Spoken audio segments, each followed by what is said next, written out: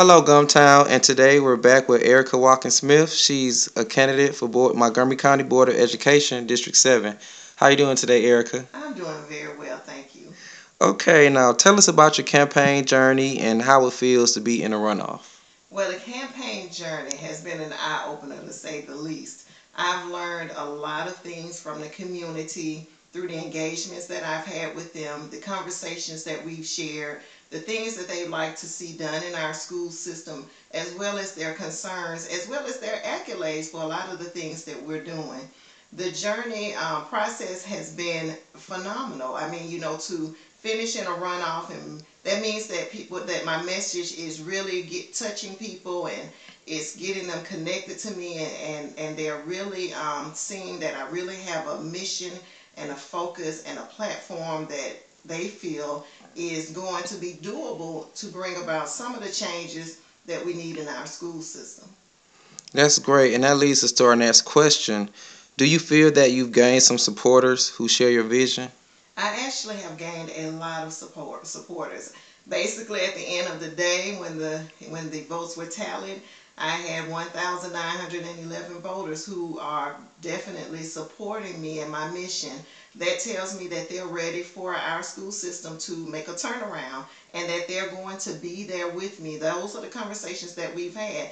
How to keep the community engaged. And what I told them is that it takes me coming to you, you coming to me. It's a collaborative effort. It includes including our students in the processes, allowing them to have a voice, and really putting in some of these suggestions and ideas that the children have, and most importantly, making sure that we're listening to the teachers and the principals of our schools, and that we're providing them the flexibility and the authority and the autonomy that they need to guide their schools. And that can be done as long as we allow them to do it, and as long as we allow them to really bring the community in and keep a good fostered of engagement going.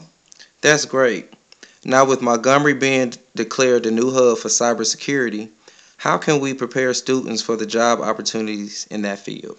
Well, I'll say we do have things in place. We have schools like Impact that are coming, and they're bringing these technology academies there. We have a magnet school like Brutech that is definitely putting in, they already have the technology programs there. What we do need to look at is making sure that what we're doing in the school system is aligned with the job, with the security hub that's coming here. We don't want to prepare our students on skills that may not match with that particular hub. And let's not forget we have Maxwell here as well. And I know that program is a part of Maxwell, but Maxwell provides so many IT and programming jobs, anything in technology. So we want to constantly stay in collaboration with the company that's coming, with Maxwell, and making sure that everything is aligned and that we are definitely, that our curriculum is matching the things that they need and that the students will need to go out into their workforce. That's great. Now, how can we keep our students, or how can the Board of Education keep students engaged in the education process?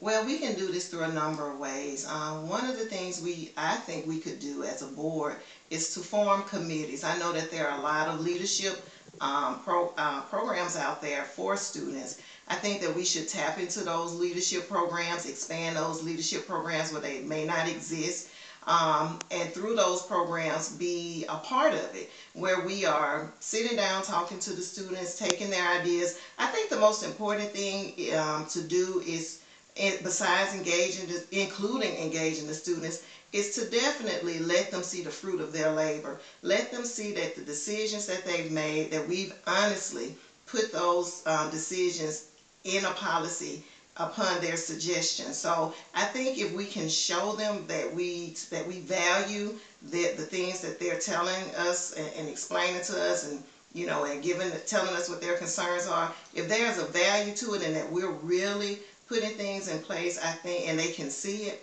I think that's a good way to engage the students and to continuously keep them engaged, because children like when their ideas are taken seriously and they can actually see things being done based off of their suggestions. That's good. Now, with the age of technology, how can social media be used as a tool in the education system? Well, that's a very good question. And I know that there are some things that are in place. We have our virtual learning, we have our access learning. So those things are happening now, but we can also use those things for professional development, for instructional purposes inside of the classrooms. That if they're not doing it, then we encourage teachers to do it. On the professional development end, I know that there's so much technology, and sometimes teachers are a little intimidated. So let's use the technology to teach the teachers, and build them, excuse me, and build them up professionally. Excuse me. But that's some of the things that we can do, and it's so important that we use social media because it is the wave of the future for our students. It's putting them in the 21st century. It is equipping them with the skills that they need, in addition to building our teachers up as well as our administrators as well. And from a board perspective, we can use social media to engage parents and having live stream board meetings where they get to, for the most part, type in their questions, and we get their immediate questions and we give them immediate feedback. So there's a lot of things that we can do with social media that will kind of help us stay connected to the community as well. That's great. Now, why should the people vote for you? Well, the people should vote for me because I'm still connected to Montgomery Public School System. Again, 2 years ago, I was in our system and I saw a lot of the needs in our schools that I that were challenging.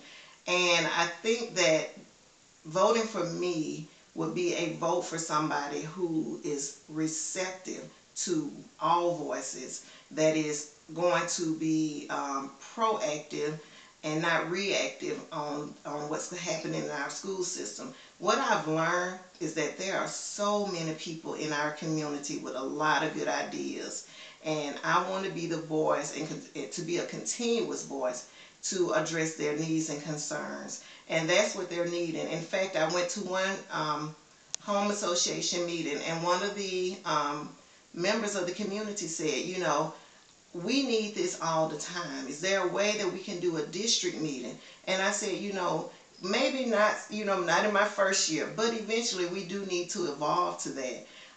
So voting for me is basically a vote for someone who wants to continuously be there for you, who's not going to be unapproachable. I'm very approachable. I think from the door-to-door knocking, people have had an opportunity to really get to know me, and me have the opportunity to really get to know them. And that's what representation should be. It should be access to the person who is representing you. So I ask for your vote in the runoff election on April the 12th, and that is a Tuesday, that you just allow me to be the voice. Let's move this system in a direction that it needs to go in. I'm here for you. I am hearing you. Most of you have called me on my phone, and we've had some wonderful conversations about things that we really need to do to drive our school system. I've even heard from people saying, you know, I would love to see retired teachers come back. So when you vote for me, you get so much. You get what all of your ideas expressed as on the board through my voice. So that's what a vote for me will do for you. That's awesome. Do you have any final remarks? Again, I just like to remind the voters to come out on April the 12th, 2016, and I would like to thank those who voted for me in the March 1st election.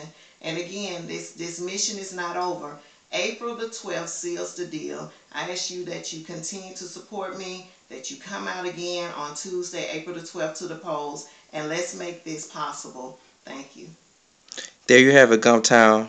We're here with Arica Watkins-Smith, candidate for Board of Education, Montgomery County, District 7. You're tuning in to Gumptown TV. Stay connected.